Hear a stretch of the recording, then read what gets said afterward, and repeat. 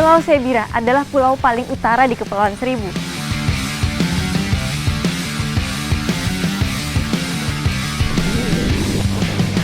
Tarik, Pak! Wah, banyak! Wah! Wah, ternyata tangkapan kedua hasilnya lebih banyak! Wah!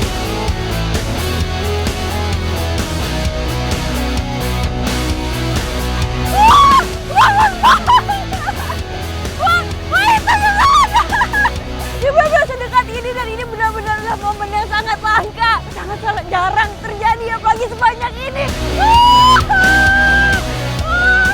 Ini dia. 1, 2, 3.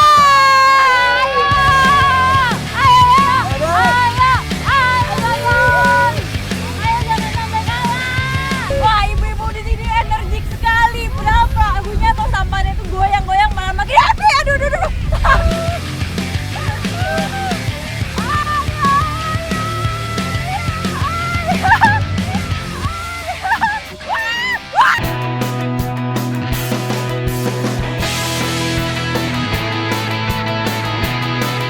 Kepulauan Seribu merupakan gugusan pulau-pulau kecil yang membentang dari Teluk Jakarta hingga Pulau Sebira. Inilah sang penjaga di Pulau Sebira. Pulau Sebira adalah pulau paling utara di Kepulauan Seribu. Dari sinilah petualangan saya yang seru akan dimulai. Ikuti jejak saya, jejak petualang.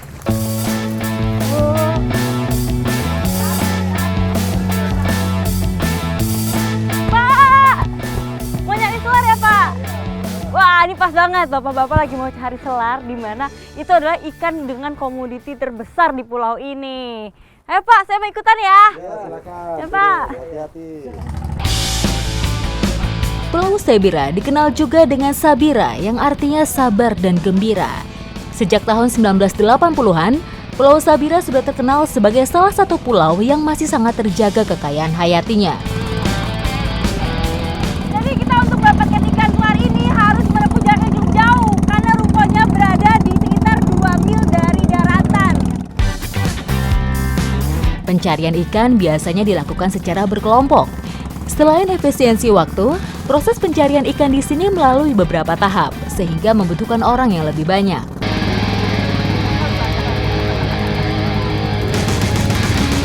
Wah, akhirnya kita udah sampai nih di lokasinya. Nah, sekarang kita mau pasang jangkar dulu. Pondetan. Nah, jadi pondetan itu semacam rumah ikan. Jadi sebelum pondetan ini sudah ada pondetan yang dipasang sejak lama dan tujuan pondetan baru ini adalah untuk memindahkan ikan yang lama ke pondetan kita yang baru nih. Dan ini panjangnya sekitar 20 meter. Setiap orang punya tugasnya masing-masing, mulai dari mengecek potensi keberadaan ikan hingga menunggu di kapal untuk menarik jaring. Ada Pak Agus? Ada?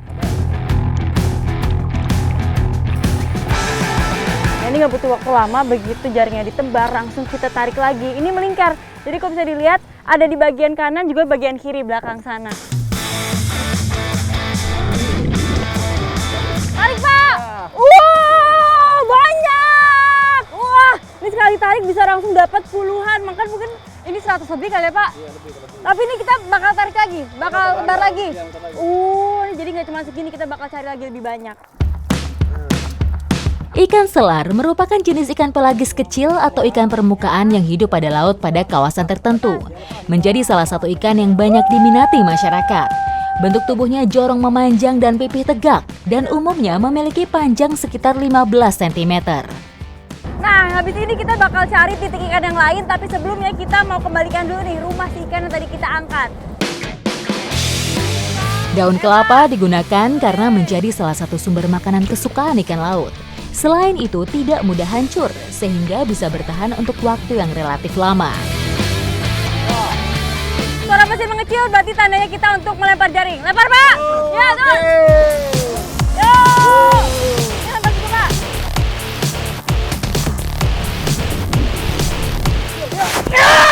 Wah, ternyata tangkapan kedua hasilnya lebih banyak.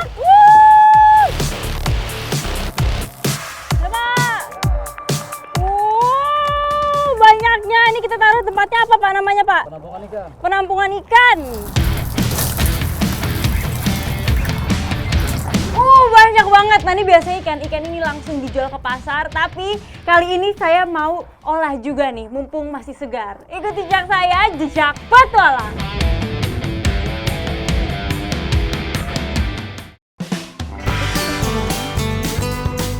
Sebagai salah satu sentra penghasil ikan asin, banyak sekali kegiatan pengeringan ikan selar di Pulau Sebira. Ibu. Nah jadi sebagian ikan memang dijual, tapi sebagian lagi diolah menjadi ikan asin. Produksi ikan selar asin di Pulau Sebira hanya menggunakan garam. Proses produksi dilakukan secara bertahap dan alami. Jadi pertama-tama kita harus siapin dulu nih air asin atau air garamnya. Nah kalau sudah siap air garamnya, baru kita masukkan ikannya. Untuk sekitar 50 kg ikan selar dibutuhkan sekitar 3 karung garam. Pengasinan ikan merupakan salah satu cara pengawetan tradisional supaya daging ikan tidak cepat busuk. Wah, nah ini kalau udah tercampur seperti ini harus didiamkan atau dimarinasi selama 1 malam. Nah paginya baru deh kita jemur. Iya. Bu, saya mau lihat yang udah dijemur dong, Bu. Boleh di sana, nah. Di sana? Iya, di bawah. Ya udah, saya ke sana ya, Bu. Mari, Bu. Ibu. Ih, banyak banget, Bu. Ini ikan asinnya lagi dibalik-balik nih. Iya. Nah, jadi emang ini adalah tempat penjemuran ikan asin. Sekali jemur pasti banyak. Seperti ini nih. Ini aja belum full ya, Bu? Belum full, ke sono sampai ke sono. Proses penjemuran ini merupakan tahapan yang sangat penting. Jika proses penjemuran tidak maksimal, maka hasilnya pun menjadi kurang bagus. Nah, ini emang praktis nih. Dia jemurnya nggak perlu lama-lama, cukup sehari aja kalau matahari bagus. Nah, ini kita bukan cuma bolak-balik, tapi kita sambil memilah nih. Kita pilah sesuai ukuran. Ada ukuran kecil, sedang, dan besar. Dan udah pasti semakin besar harganya pun semakin mahal. Kalau sudah kering dan asin seperti ini bisa langsung diolah. Saya pengen coba nih, Bu, diolah dengan salah satu masakan yang favorit di sini. Ikuti jejak saya, jejak petualang.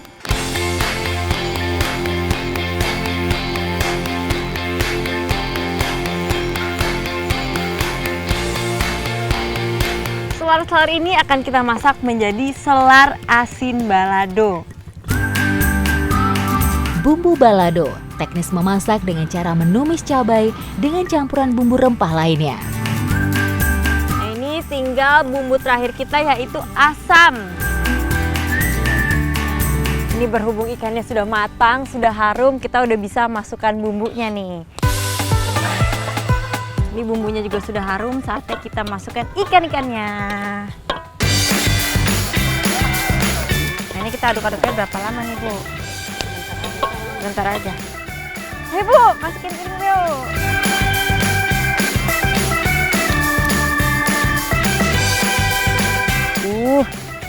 Aromanya. Ini saya mau coba dulu nih, Bu, nggak pakai nasi.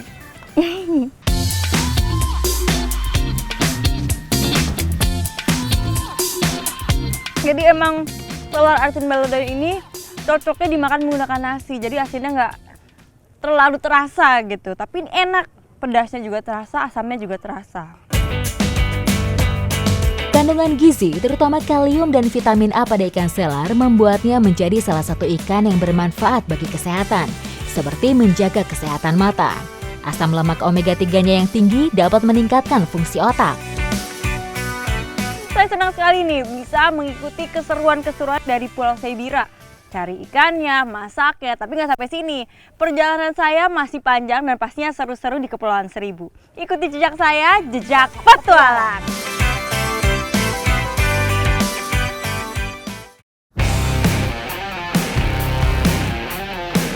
Berada di wilayah Laut Jawa, Kepulauan Seribu memiliki potensi kelautan yang beragam.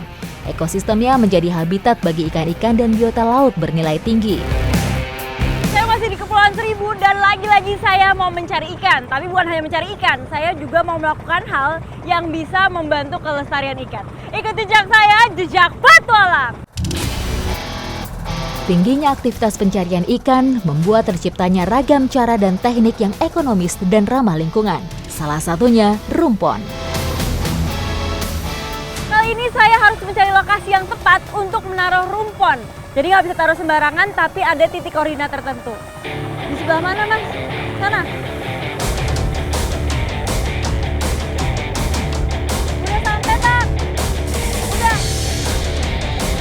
Rumpon merupakan rumah tiruan bagi ikan yang dibuat dengan menaruh berbagai jenis barang di dasar laut, sehingga kegiatan penangkapan ikan dapat dilakukan dengan lebih efektif dan efisien.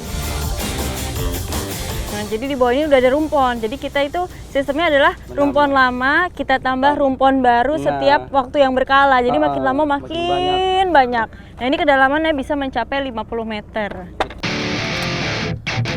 Rumpon harus menggunakan pemberat sehingga posisinya tidak bergerak karena arus laut. Nah, ini setelah jadi nggak lupa nih kita lengkapi dengan daun-daun kedondong. Nah, ini dipilih daun kedondong karena daun kedondong ini bisa menghasilkan banyak lendir. Nah, tadi nih abangnya bilang katanya supaya menarik ikan-ikan kecil untuk makan lendirnya. Jadi dia banyak di sekitar rumpon ini nantinya. Rumpon pada prinsipnya juga memudahkan kawanan ikan untuk ditangkap sesuai dengan alat tangkap yang diinginkan. Penggunaan rumpon menghemat waktu dan bahan bakar perahu karena nelayan tidak perlu lagi mengejar gerombolan ikan. Semoga dengan kita memasang rumpon di sini bisa membantu melestarikan kehidupan bawah laut di Kepulauan Seribu. Nah, habis ini kita mau pindah lokasi karena masih ada kegiatan lain nih yang akan kita lakukan. Ikuti jejak saya, jejak petualang.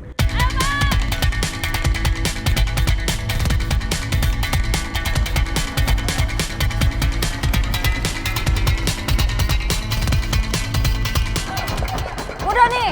Nah, kalau ini adalah lokasi yang tepat untuk menaruh bubu. Ayo Bang! Bubu, alat tangkap yang digolongkan dalam klasifikasi perangkap yang memudahkan ikan memasukinya dan menyulitkan ikan untuk keluar. Ukurannya bervariasi dan dibuat berdasarkan kebutuhan. Biasanya diletakkan di dasar perairan. Nah, jadi umpan yang kita pilih ini adalah bulu babi karena dia ini mudah didapatkan dan yang terpenting adalah dia ini memiliki bau amis. Jadi ikan-ikan predator akan tertarik nih untuk masuk ke bubunya.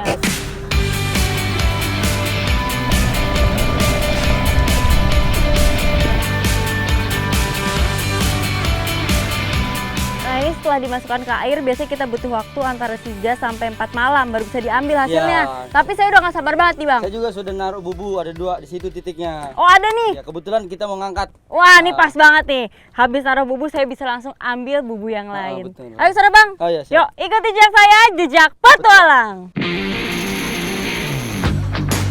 Untuk bubu laut dalam biasanya digunakan rangka berupa besi masif atau kokoh. Tujuannya agar bubu dapat bertahan dengan baik selama pemakaian di dalam air. Penggunaan material bubu yang ramah lingkungan sangat dianjurkan untuk mengurangi resiko ghost fishing akibat hilangnya alat tangkap ketika dioperasikan. Ya, ini udah titiknya nih pengangkatan. Ya. Nah, ini kita udah sampai di titik bubu yang udah mau diangkat. Nah, saya mau ikutan nih. Makanya saya mau nyelam dan mau lihat gimana keindahan bawah laut Kepulauan Seribu. Ayo, Bik. Yuk. Yuk.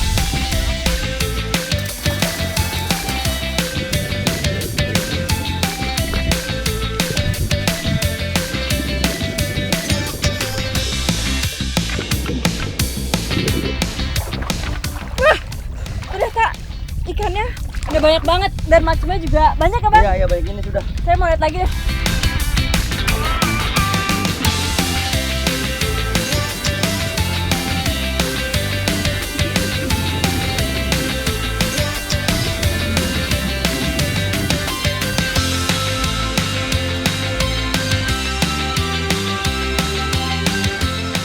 Wah, ini ada banyak banget ikannya. Jenisnya juga macam-macam. Ada apa aja nih Bang? Ada keneke tuh. Ini keneke itu Ikan tambak tuh. tambak. Ragan. Nah, habis ini kita mau bawa ke darat untuk kita olah dan pastinya hidangannya bakal enak ya harusnya. sekali. Pasti. Ikuti jejak saya, jejak petualang. Petualangan saya mencari ikan bertambah seru. Sekumpulan lumba-lumba menari seakan bersorak di tengah laut perairan. Wah, itu mereka. Ini pengalaman yang luar biasa sekali. Setelah saya melaut, saya disambut oleh sekumpulan lumba-lumba yang banyak sekali sedekat itu.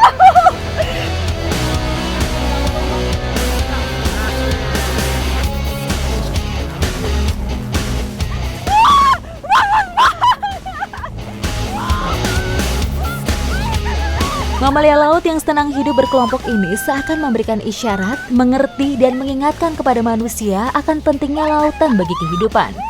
Kemunculan lumba-lumba ini dapat menjadi tanda perairan di Kepulauan Seribu semakin bersih dan kondusif bagi ekosistem lumba-lumba dan bisa menjadi daya tarik tersendiri. Benar-benar sedekat ini dan ini benar-benarlah momen yang sangat langka. Kalau jarang terjadi apalagi sebanyak ini.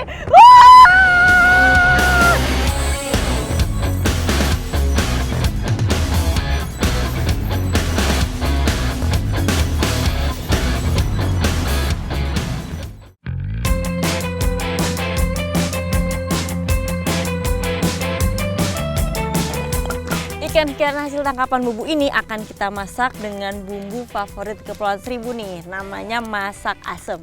Untuk membuat masak asem ini bumbunya sederhana aja nih, cuman bawang, cabai, kunyit, jeruk, dan daun salam. Tapi ada yang nggak boleh ketinggalan, sesuai dengan namanya masak asem, kita harus menggunakan asam.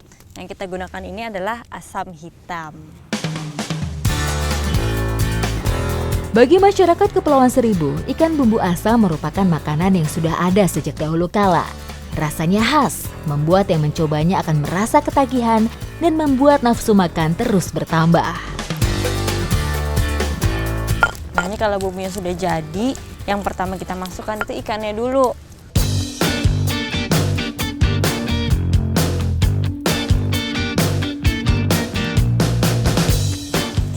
Nah ini kita juga nggak lupa kita peraskan jeruk nipis di atas ikannya supaya bau amisnya hilang.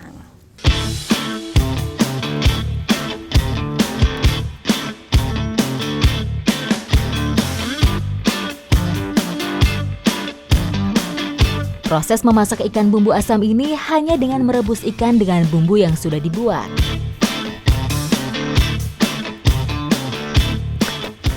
Aromanya sudah harum sekali, sudah matang, bisa langsung kita santap bersama keluarga Ibu Ida.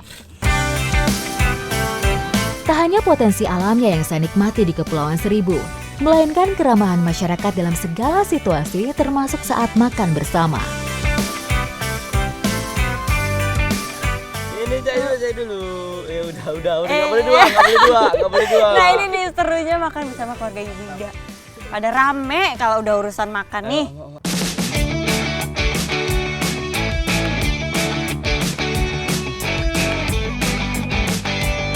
Sesuai namanya masak asam, rasanya pun asam segar ditambah pedas, terus dagingnya juga ini lembut.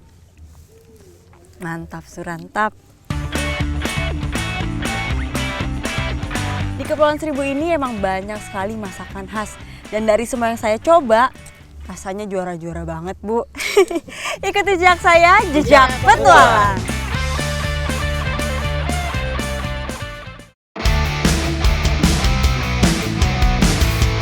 Petualangan saya menyusuri gugusan pulau di Kepulauan Seribu masih berlanjut. 1, 2, 3! Ayo jangan sampai kalah! Wah ibu-ibu di sini energik sekali. Berapa? Agunya atau sampahnya itu goyang-goyang malah makin api. Aduh.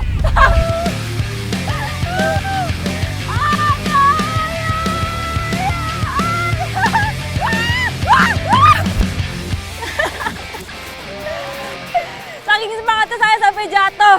Tapi untung dangkal nih, karena emang lokasi dangkal seperti inilah lokasi yang tepat untuk mencari kerang yang mau kita cari. Kerang merupakan hewan akuatik. Mereka menetap di dasar air, membenam di dalam pasir, lumpur, maupun menempel pada batu karang. Kerang termasuk kelompok moluska yang hidup pada semua tipe perairan. Terdapat lebih dari 1.000 jenis yang hidup di perairan Indonesia.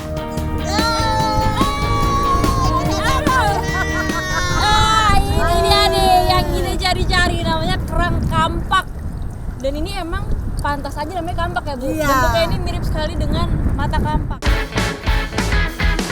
Kerang kampak dapat mencapai ukuran yang lumayan besar. Warna cangkang pada bagian luar yaitu coklat hingga kehitaman dan mengkilap.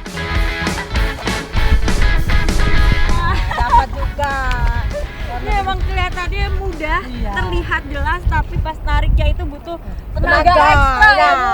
Iya.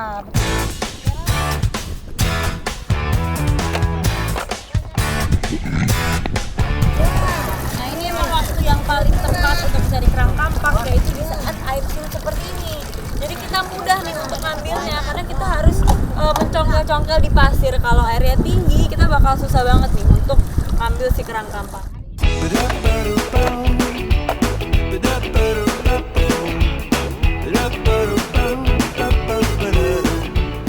Berarti kita habis benang-benang masak kali ya, Bu? Iya.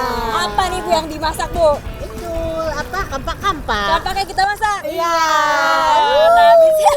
Ikuti jejak saya, jejak Petualang.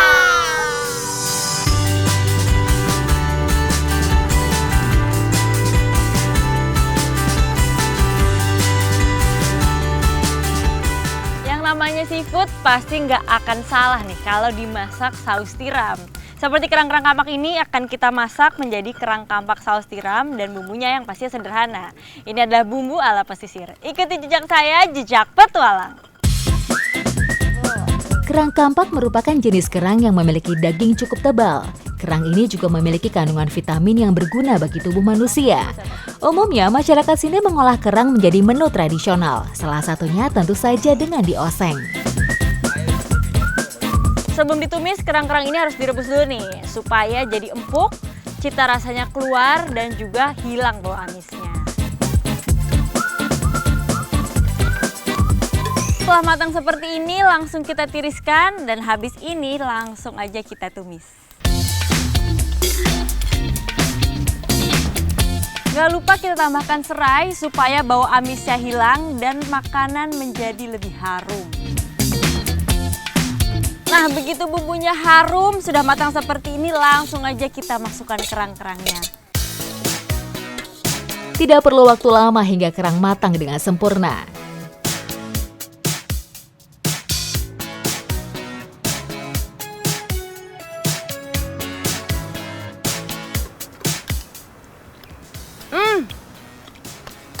Ini tekstur dagingnya lembut, ditambah bumbunya ini meresap ya, Bu. Terasa sekali nikmat dan juga ada aroma harum dari serehnya. Jadi ini benar-benar mantap, surantap. Wah ya, Bu? Wow. Kerang mengandung zat besi yang penting untuk membentuk hemoglobin, yaitu protein khusus yang bertugas untuk membawa oksigen dalam darah ke seluruh tubuh. Walaupun enak dan sehat, tapi tetap nih kita dalam memanfaatkannya harus baik, nggak boleh ambil berlebih. Kita cukup ambil secukupnya aja. Ikuti jejak saya, jejak petualang.